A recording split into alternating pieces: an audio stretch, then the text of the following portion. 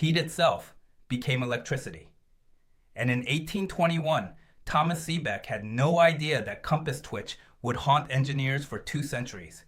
But for 130 years, it stayed a curiosity. Beautiful physics with nowhere to go. Then the Cold War lit a fuse. By 1961, thermoelectric generators powered satellites in the void of space. But back on Earth, in the blast furnace heat of Gary, Indiana, the technology was nearly useless. The temperatures were wrong, the materials weren't good enough, and the gap between thermoelectric promise and reality kept growing, while the heat kept vanishing. Here's the number that should stop you cold. Industry wastes up to 50% of all energy it consumes as heat. The $4.2 billion addressable in just a 300 to 600 degree C band sits completely untapped with no commercially deployed solution, yet achieving the efficiency needed. In 1995, physicist Glen named this challenge the Phonon glass electron crystal conjecture.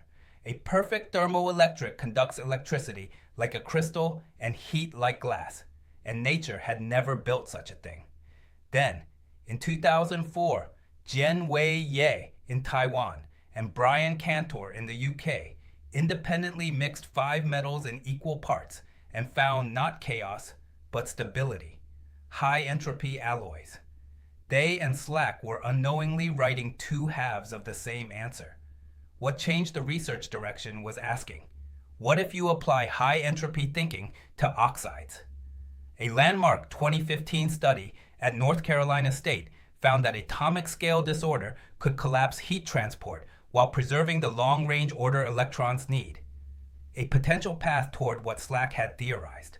Researchers at institutions including USTC began engineering grain boundaries in those films deliberately, aiming to scatter mid-frequency phonons while leaving electron mobility relatively intact.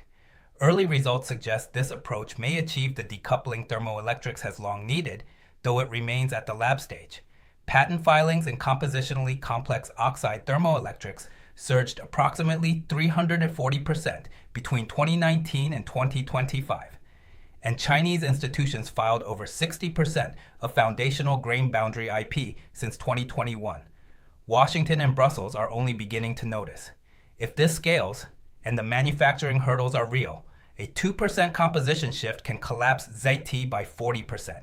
Thermoelectric panels in cement and steel ductwork could become viable by the early 2030s, recovering energy we currently throw away. That outcome depends on solving wafer-scale deposition uniformity that no lab has demonstrated yet. Full research, caveats, and sources at kpsphere.com. Subscribe. We find advances like this every single day.